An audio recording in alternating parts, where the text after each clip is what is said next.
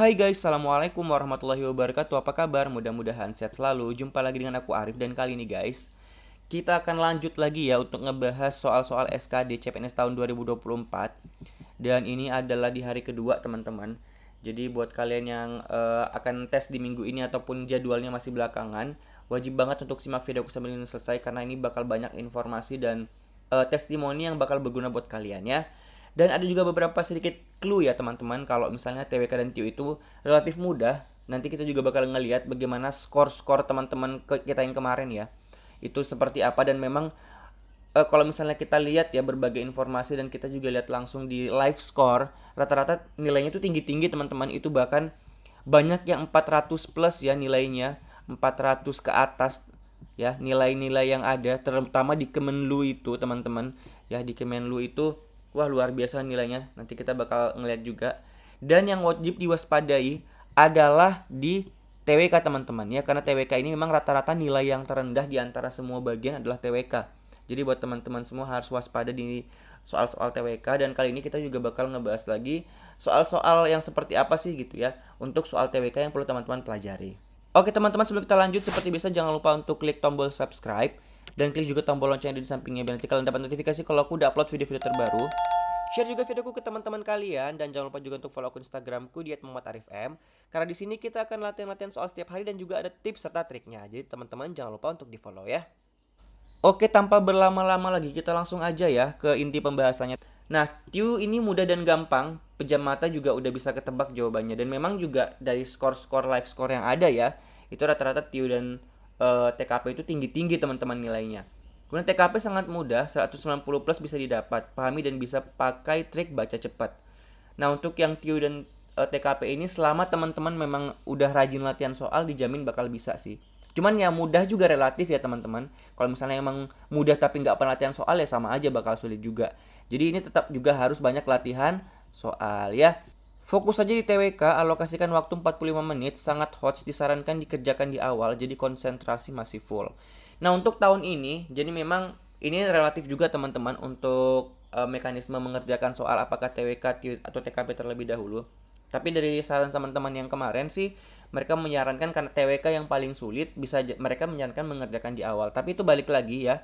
Kalau misalnya teman-teman terbiasa untuk ngerjain yang sulit terakhir juga nggak apa-apa gitu. Tapi pada tahun ini memang rata-rata yang testimoni itu TWK, dan memang tahun lalu juga sih TWK itu adalah yang paling sulit ya.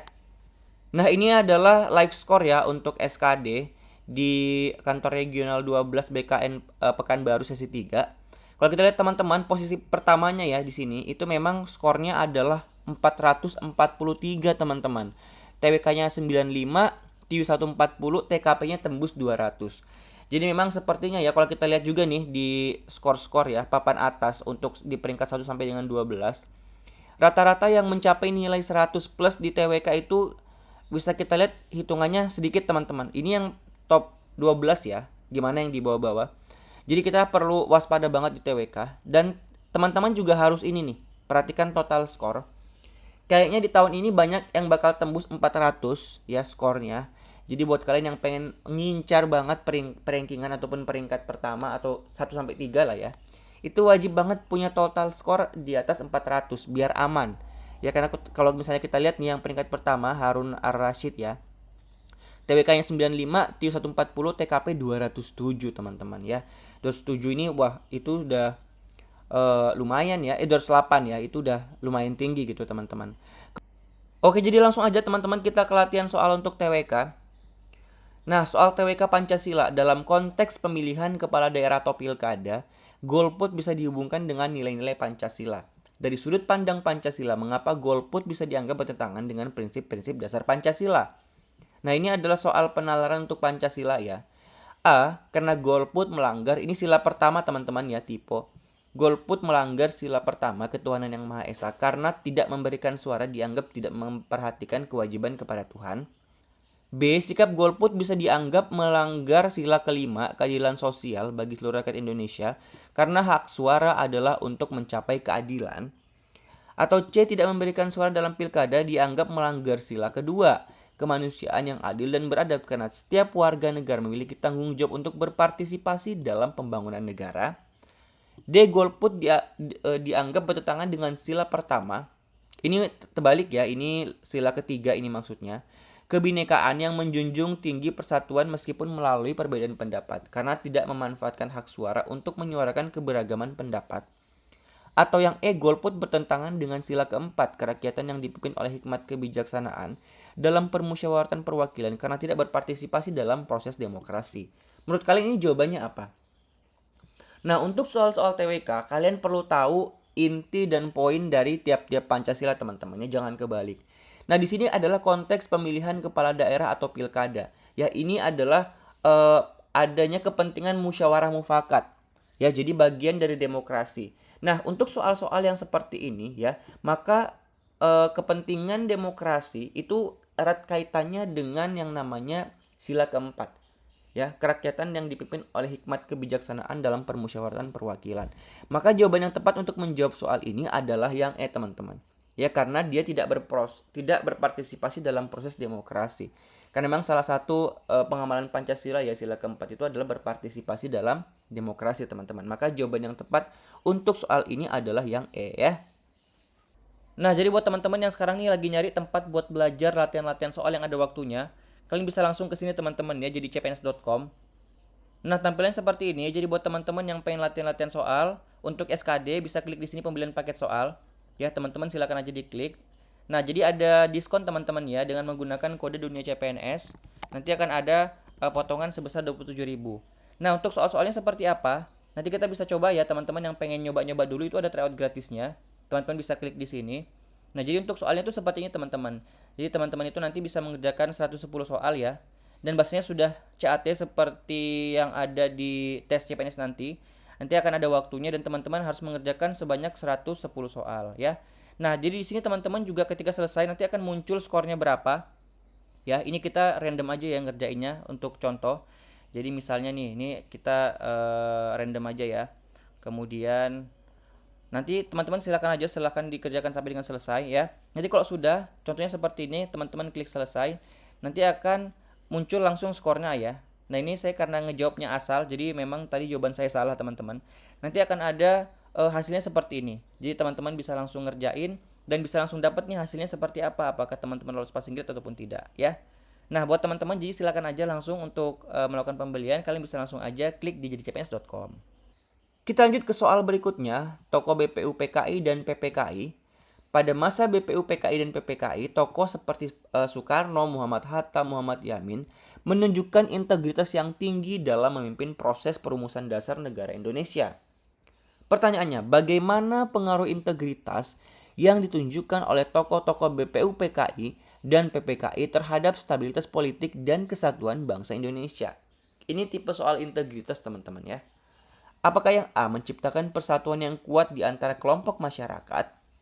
B. Meneguhkan keyakinan rakyat pada proses pembentukan negara. C. Memberikan landasan yang kokoh untuk stabilitas politik dan kesatuan bangsa. D. Meredakan konflik internal melalui dialog dan kesepakatan. Atau yang E. Membangun kepercayaan publik terhadap pemerintahan yang ada.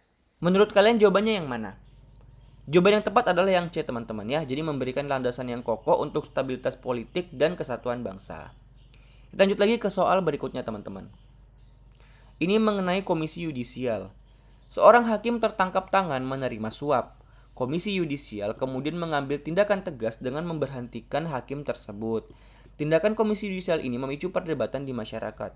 Sebagian berpendapat bahwa tindakan KY terlalu keras, sementara sebagian lagi menilai tindakan tersebut sudah tepat. Nah, manakah pernyataan berikut yang paling tepat terkait tindakan komisi yudisial tersebut? Apakah yang A, KY terlalu terburu-buru dalam mengambil keputusan tanpa memberikan kesempatan hakim tersebut untuk membela diri? B. Tindakan komisi yudisial sudah tepat karena hakim yang korupsi harus diberikan sanksi berat agar menjadi efek jera. C. Komisi yudisial seharusnya menyerahkan kasus ini kepada kepolisian untuk diproses secara hukum. D. KY tidak memiliki wewenang untuk memberhentikan seorang hakim, hanya Mahkamah Agung yang berwenang. Atau yang E, tindakan KY sudah sesuai dengan tugas dan fungsinya dalam menjaga integritas dan perilaku hakim. Menurut teman-teman jawabannya yang mana? Kalau kita perhatikan teman-teman, tugas dari komisi yudisial ya. Nah, ini dia tugas dan fungsinya dalam hal pemberhentian hakim. Kalau kita perhatikan teman-teman, apakah komisi yudisial bisa memberhentikan hakim? Jika ternyata masih terjadi pelanggaran KEPPH oleh hakim, maka Komisi Yudisial akan merekomendasikan sanksi ke MA. Salah satu fakta unik, tidak ada lembaga negara atau tidak ada lembaga atau pejabat yang dapat memberhentikan hakim. Tidak Komisi Yudisial, Mahkamah Agung, bahkan Presiden. Hakim hanya dapat diberhentikan melalui Majelis Kehormatan Hakim ataupun MKH ya.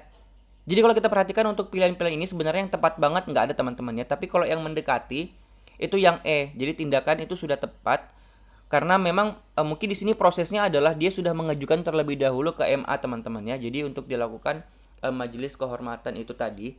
Jadi untuk menghentikan hakim memang tidak serta-merta diberhentikan ya, ada prosesnya dan memang itu diajukan oleh Komisi Yudisial ke Mahkamah Agung.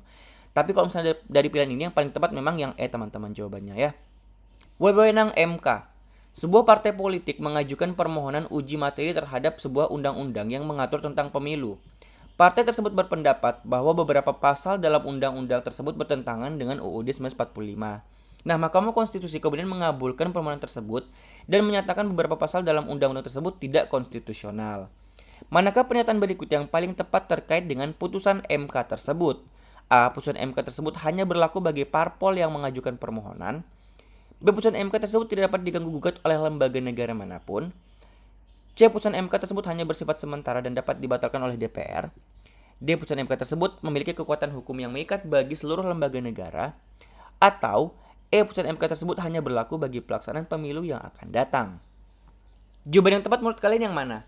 Jadi jawaban yang tepat adalah yang B teman-teman ya. Jadi putusan MK itu bersifat final dan tidak dapat diganggu oleh lembaga negara manapun. Jadi ketika sudah ada perkara diajukan ke Mahkamah Konstitusi, ya sama seperti yang kita saksikan juga ya di putusan MK mengenai putusan pemilihan presiden tahun 2024 teman-teman. Ketika udah di tahap MK maka memang putusannya sudah bersifat final sehingga tidak dapat diganggu oleh lembaga negara manapun. Jadi jawaban yang tepat adalah yang B. Soal selanjutnya mengenai Mahkamah Agung. Seorang narapidana yang telah menjalani hukuman selama 10 tahun mengajukan permohonan gerasi kepada Presiden. Permohonan tersebut didukung oleh Mahkamah Agung dengan alasan adanya bukti baru yang menunjukkan bahwa ia tidak bersalah. Nah, Presiden kemudian mengabulkan permohonan gerasi tersebut. Mana pernyataan berikut yang paling sesuai dengan kasus di atas? A. Mahkamah Agung memiliki wewenang untuk memberikan gerasi kepada narapidana. B. Pertimbangan Mahkamah Agung merupakan syarat mutlak bagi Presiden untuk memberikan gerasi. C. Presiden dapat memberikan gerasi tanpa pertimbangan dari Mahkamah Agung. D. Narapidana yang telah mendapatkan gerasi tidak dapat mengajukan permohonan rehabilitasi. Atau yang E. Rehabilitasi hanya dapat diberikan kepada narapidana yang telah menjalani seluruh masa hukumannya. Menurut kalian jawabannya yang mana? Jadi jawaban yang tepat adalah yang B teman-teman. Pertimbangan Mahkamah Agung merupakan syarat mutlak bagi Presiden untuk memberikan gerasi. Jadi Presiden itu dapat memberikan gerasi dan rehabilitasi hanya dengan pertimbangan dari Mahkamah Agung. Jadi kalau misalnya tidak ada pertimbangan Mahkamah Agung itu tidak bisa diberikan gerasi ya. Oke teman-teman, jadi itu dia beberapa latihan soal pada hari ini, semoga bermanfaat. Jadi insya Allah nanti aku bakal share lagi ke kalian latihan-latihan soal lainnya, makanya jangan lupa untuk subscribe ya. Terima kasih teman-teman, insya Allah kita akan jumpa lagi pada video selanjutnya. Assalamualaikum warahmatullahi wabarakatuh dan sampai jumpa. Bye-bye, selamat belajar teman-teman.